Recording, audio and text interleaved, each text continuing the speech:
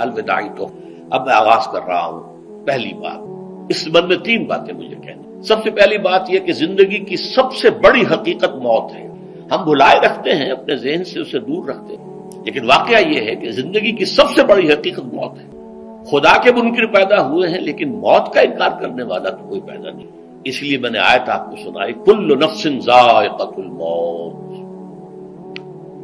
ہر سی نفس کو موت کا مزہ چکھنا ہے, ہر جاندار کو موت کا مزہ چکھنا ہے. ثم الینا ترجعون, پھر ہماری طرف لوٹا دیے جاؤ. تو زندگی کی سب سے اہم حقیقت موت, اور موت کے بعد رجوع اللہ, آخرت, یہ سب سے بڑی حقیقت ہے. ایک حقیقت سب مانتے ہیں, سب جانتے ہیں, دوسری حقیقت کے اوپر پردہ پڑا ہوا ہے. میں نے اس اعتبار سے نوٹ کیا, یہ الفاظ قرآن میں 3 مرتبہ ہے. کل نفس ذائقۃ الموت, ہر جاندار کو موت کا مزہ چکھنا ہے.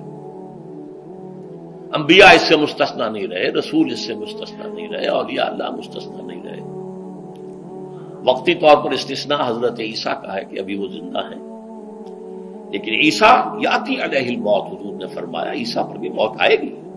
جب دوبارہ آئیں گے, زمین پر اتریں گے, پھر اس کے بعد ان پر موت وارد ہوگی. ان کی نماز جنازہ پڑھی جائے گی, انہیں دفن کیا جائے گا حضور کے پہلو میں, شادی بھی کریں گے, اولاد بھی ہوگی. باقی تو یہ ہے کہ کل نفس ذائقۃ الموت, سب کو موت کا مزہ چکھنا ہے. عیسیٰ بھی بالآخر اس سے مستثنا نہیں رہیں گے. بلکہ قرآن میں ایک جگہ کہا گیا ہے, افئن مت فہم الخالدون. کیا ہے نبی, اگر آپ کا انتقال ہو گیا تو یہ کیا ہمیشہ رہیں گے؟ کون ہے دنیا میں جو ہمیشہ رہے؟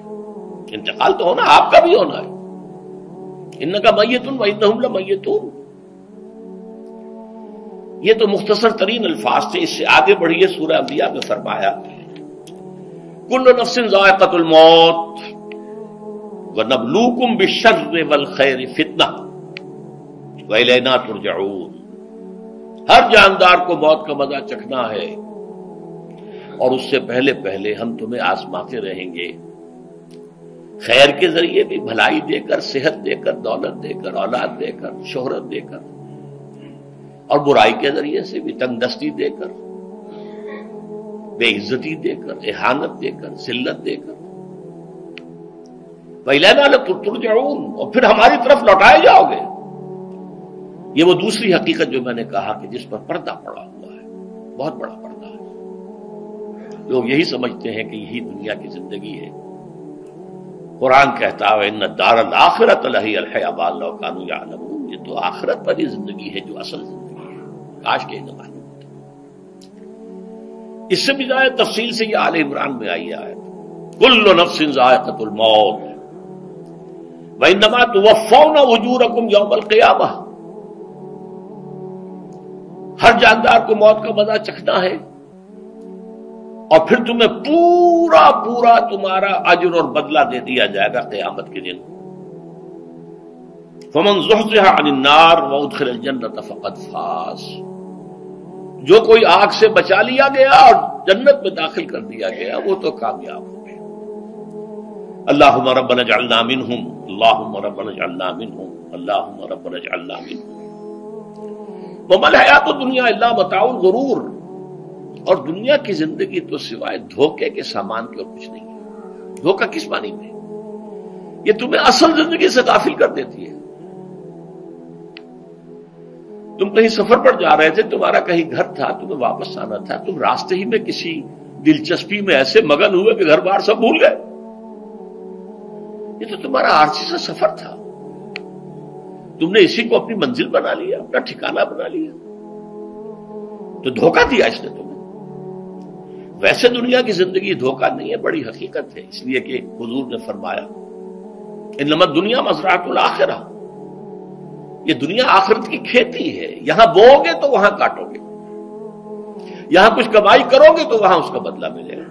اس اعتبار سے دنیا بہت بڑی حقیقت ہے, ایک ایک لمحہ بہت بڑی قیمتی شے ہے. لیکن اگر یہ دنیا تمہیں آخرت سے غافل کر دے تو اس سے بڑا دھوکے باز ہو کوئی نہیں. یہ اصل دجال ہے.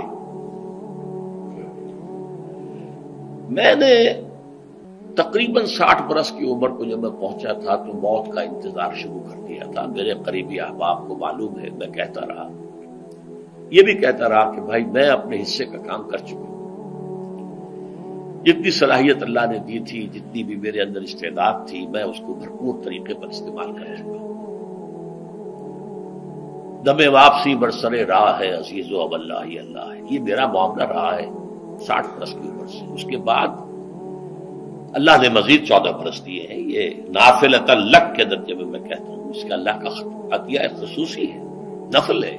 ہمیشہ کہتا رہا ہوں مسنون زندگی تو 61 برس ہے ہمارے حساب سے. علامہ اقبال کے بارے میں سنا ہے کہ رویا کرتے تھے کہیں میری عمر حضور کی عمر سے زیادہ نہ ہو جائے. وہ 6 مہینے کم ہی رہی ہے حضور کی عمر سے. جو حضور کی عمر تھی وہی حضرت ابو بکر کی، وہی حضرت عمر کی، وہی حضرت علی کی.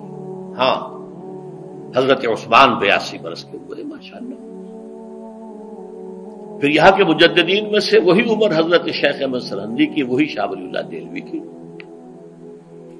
ہاں شیخ عبدالحق محدث دہلوی رحمۃ اللہ علیہ 82 برس کی عمر. لیکن یہ میں کہا کرتا تھا مسنون عمر تو 61 برس ہے. جسے ہم 63 کہتے ہیں وہ اصل میں ہمارے حساب سے 61 بنتا ہے. وہ 63 قمری ہے، جو 9 دن کم ہے. قمری سال جو ہے وہ شمسی سال سے.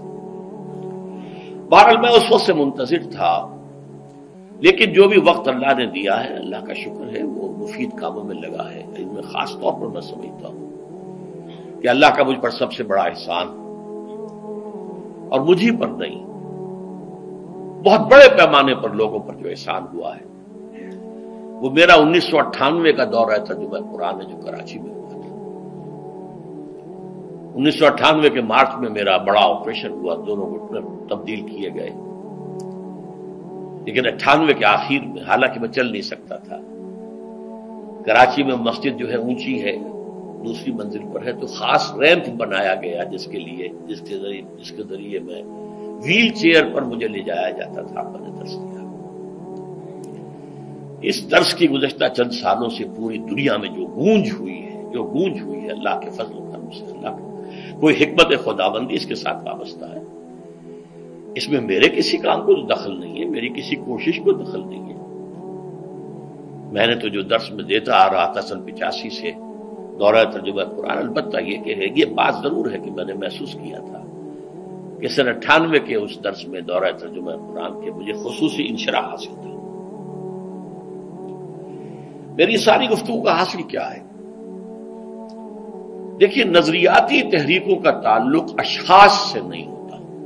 ٹھیک ہے، کوئی اس کا داعی ہوتا ہے، کوئی اس کا مؤسس ہو جاتا ہے، کوئی اس کا آغاز کرنے والا ہوتا ہے، لیکن نظریاتی تحریک افراد سے وابستہ نہیں. افراد آتے چلے جاتے ہیں اپنا اپنا حصے کا کام کر کے، جس کو جتنا مقدر ہے، جتنی اللہ تعالیٰ کی طرف سے توفیق ہے، وہ اپنا کام کرے گا، چلا جائے گا. یہ چمن یوں ہی رہے گا اور ہزاروں جانور اپنی اپنی بولیاں سب بول کر اڑ جائیں گے. مبارک ہیں وہ لوگ جنہیں قرآن کی بولی بولنا نصیب ہو جائے. وَإِنْ يَحْسَبُ أَنِّي مِنْهُمْ، مجھے گمان ہے، اللہ کا فضل ہے کہ میں ان میں سے ہوں. میں نے قرآن کی بولی بولی ہے، اور قرآن مجید کو جیسا کہ وہ ہے ایز اٹ از، اپنے کو مذمومہ خیالات، اپنے کوئی ذہن سے زائدہ نظریات کو میں نے اس میں دخل نہیں دیا، جسے انگریزی میں آپ آبجیکٹیولی کہتے ہیں. خالص معروضی طور پر قرآن کو پڑھا ہے، قرآن کو قرآن سے سمجھا ہے، یا پھر سیرت رسول سے سمجھا ہے. میں لفظ سنت کی بجائے سیرت استعمال کر رہا ہوں. قرآن مجسم حضور تھے صلی اللہ علیہ وسلم، اور حضور کی سیرت اور حیات جو ہے وہ قرآن مجید کی اصل تفسیر ہے. یہ حقیقت بھی بہت کم لوگوں کے علم ہے.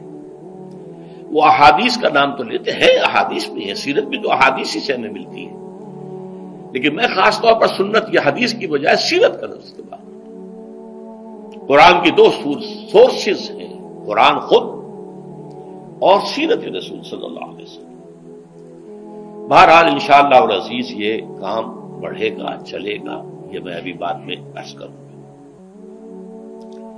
دوسری بات جو میں نے آیت پڑھی آپ کو، وَمَن نُعَمِّرْهُ نُنَكِّسُ فِي الْخَلْقِ أَفَلَا يَعْقِلُونَ، بہت بڑی حقیقت زندگی کی یہ بھی ہے جس کی ہم عمر زیادہ کر دیتے ہیں اس کی خلقی صلاحیتوں میں کمی کر دیتے ہیں. موٹی بات ہے، بڑھاپا آئے گا، ہمیشہ کی مانی ہوئی بات ہے. اگرچہ جوانی میں آدمی بڑھاپے کا تصور نہیں کرتا، لیکن بڑھاپا آنا ہے، یہ بھی ایک حقیقت ہے موت کی طرح. غالب نے کہا تھا مزمحل ہو گئے قوائے غالب، اب عناصر میں اعتدال کہاں. ایک صاحب نے مجھے شعر سنایا تھا، ابراہیم صاحب سے، ٹونک کے رہنے والے. ذوف پیری بڑھ گیا، جوش جوانی گھٹ گیا، اب عصا بنوائیے نخلے تمنا کاٹ کر. یہ تمنائیں جو ہیں طول العمل، انہیں کاٹو. اب گئی جوانی، امنگوں والا دور گیا. اور یہ جو تمناؤں کا پودا ہے، اس میں سے لکڑی لے کر عصائے پیری بنوا لیجیے. اب بڑھاپے کے لیے ایک عصا درکار ہے. بڑا پیارا شعر ہے. ذوف پیری بڑھ گیا، جوش جوانی گھٹ گیا، اب عصا بنوائیے نخلے تمنا کاٹ کر. ابھی 2-3 دن ہوئے ہیں، یہاں پر جو خانہ فرہنگ ایران ہے اس کے ڈائریکٹر آئے تھے، انہوں نے فارسی کا ایک شعر سنایا، بڑا پیارا شعر ہے. در جوانی گفتم کہ شعر شعرست اگرچہ پیر بود. جوانی میں یہ کہا کرتا تھا کہ شعر تو شعر ہی ہوتا ہے، چاہے بوڑھا ہو جائے، بوڑھے ہونے سے اس میں کیا فرق واقع ہو جائے. شعر شعرست گرچہ پیر بود. چوب پیری رسیدم، جب میں خود پیری اور بڑھاپے کو پہنچ گیا، دیدم، تو مجھے یہ بات نظر آئی کہ پیر پیرست گرچہ شعر بود. بوڑھا بوڑھا ہی ہوتا ہے، چاہے وہ شعر ہی کیوں نہ ہو. تو یہ بڑھاپا جو ہے یہ زندگی کی دوسری بڑی حقیقت ہے. اس کا ایک اثر تو سب کو معلوم ہے، قوائے غالب جو میں نے کہا، بڑھاپے کا عام نتیجہ جسمانی ضعف، سب جانتے ہیں. لیکن مجھ پر اور کچھ اور لوگوں پر بھی خاص طور پر اس کا جو ایک اثر ہوتا ہے، یہ مجھ پر ہوا ہے، وہ ہے یادداشت کی کمزوری. اور یہ میں کئی سال سے محسوس کر رہا ہوں. میری پرانی یادداشت بڑی مضبوط ہے، قوی ہے، اس میں کہیں کوئی کمی نہیں ہے. لیکن ریسنٹ پاس کی چیزیں جو ہے، پچھلے 5-6 سال کے واقعات مجھے یاد نہیں رہتے. اشخاص سے ملا ہوں اور دیکھ کے پہچان لیتا ہوں، کئی بار ملاقات ہوئی ہے، نام یاد نہیں آتا. تاریخیں اور اشخاص کے نام کے اعتبار سے تو خاص طور پر کئی سال سے میری جو میموری ہے وہ امپیئرڈ ہے. اور میں محسوس کرتا رہا ہوں کچھ عرصے سے کہ عین تقریر کے دوران محسوس ہوتا بلیک آؤٹ ہو گیا، اور مجھے سلسلہ کلام جوڑنے کے لیے سوچنا پڑا. بعض اوقات 1000 کروڑ مرتبہ بولے ہوئے الفاظ غائب. اب چاہے کتنا ہی زور لگا لوں، وہ لفظ یاد نہیں آئے گا. ہاں، تھوڑی دیر کے بعد خود بخود یاد آ جائے گا. میرے اس آپریشن سے اب کچھ عرصے پہلے تک جو میری تقریریں یہاں ہوئی، ان میں بہت سے لوگوں نے نوٹ کیا. میری تقاریر میں اب وہ روانی نہیں رہی تھی. وہ جو کراس ریفرنسز آیا کرتے تھے، جس کی بنا پر ایک مولانا عبد الکریم پاریخ صاحب تھے ناگپور کے، انڈیا کے، مولانا علی میاں کے وہ خلفاء میں سے، انہوں نے تفسیر بھی لکھی ہے قرآن کی. وہ ایک مرتبہ لاہور آئے تھے تو مجھ سے بھی ملاقات ہوئی، میرا درس بھی سنا. پھر یہاں وہ ایک دینی ادارے میں گئے، وہاں میرے خلاف باتیں ہو رہی تھی. تو انہوں نے کہا بھائی اس شخص کی کیا بات کرتے ہو؟ اس کے سامنے تو معلوم ہوتا ہے کہ قرآن کھلا ہوا ہے، جہاں سے چاہے لے لے. پھول کھلے ہیں گلشن گلشن، لیکن اپنا اپنا دامن. تم کیا بات کر رہے ہو اس کے بارے میں؟ تو عبد الکریم پاریخ صاحب کی وہ جو تاثر تھا وہ صحیح تھا. کراس ریفرنسز کا آنا، القرآن یفسر بعضہ بعضا، اس میں بہت کمی آ گئی. بہرحال اس کے علاوہ تیسری چیز ہوتی ہے بڑھاپے میں ریزسٹنس کی کمی کی وجہ سے عوارض. بلڈ پریشر کا میں مریض ہوں اور کوئی 25 برس سے ہوں. شوگر کا میں مریض ہوں اور کوئی 5 برس سے ہوں.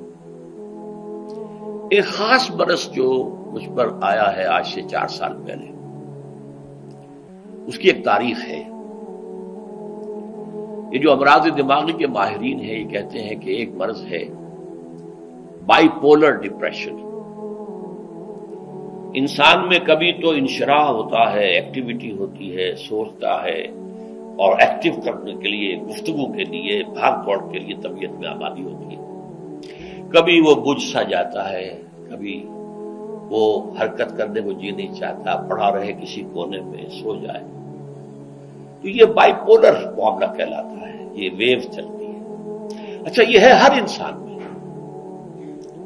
جسے ہم عام طور پر کہتے ہیں موڈ آف ہے بھائی میرا، مجھ سے باتیں کرو۔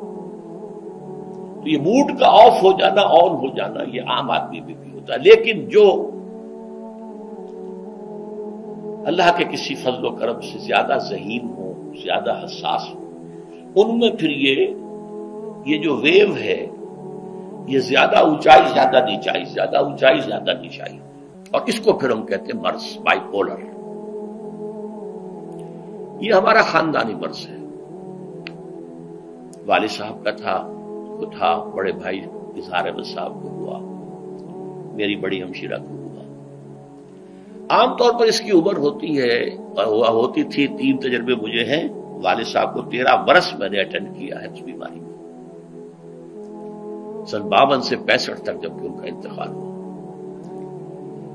یہ عام طور پر شروع ہوتا ہے 50 برس کے لگ بھگ۔ میری عمر جب 50 برس کے لگ بھگ ہوئی تو مجھے کئی مرتبہ محسوس ہوا کہ میری تقریر کے دوران سوئچ آف ہوتا ہے۔ ایک مرتبہ سن 70 میں میری یادداشت کئی گھنٹوں کے لیے بالکل ضائع ہو گئی۔ اس کا میں نے تذکرہ کیا ہوا، میری کتاب ہے حساب کم و بیش، جو کیفیت مجھ پر گزری تھی، جس کرب کے عالم میں وہ چند گھنٹے مجھ پر گزرے تھے، میں انہیں الفاظ میں بیان نہیں کر سکتا۔ آدمی خراب ہے، نہ ابتدا کی خبر ہے، نہ انتہا معلوم، کچھ بھی نہیں۔ میں جب 50 برس کا ہوا اور یہ 2 ایک مرتبہ مجھے جھٹکے لگے مسجد سمن آباد کے اندر، تو میں نے ڈاکٹر رشید چودھری صاحب سے، وہ میرے والد صاحب کے بھی معالج رہے تھے، میں نے ان سے کہا کہ یہ ڈینجر زون میں داخل ہو گیا ہوں۔ ان کا نہیں، آپ کو یہ نہیں ہوگا، اس لیے کہ آپ اللہ کے کتاب کی خدمت کر رہے ہیں۔ تو ان کی یہ بات تو پارشلی ٹروتھ نکلی کہ 70 برس کی عمر میں مجھ پر یہ 20 برس اللہ تعالیٰ نے مجھے اس میں ایک بونس دے دیا۔ 70 برس میں ظہور ہوا، اور اس کا ایکسائٹنگ کاز بنا ہے افغانستان میں جو حادثہ ہوا طالبان کے ساتھ۔ اتنا صدمہ مجھے تھا، ایک دم بیٹھ گیا، ایک دم بیٹھ گیا۔ یہ چیز جو ہے ابھی کنٹینیو کر رہی ہے۔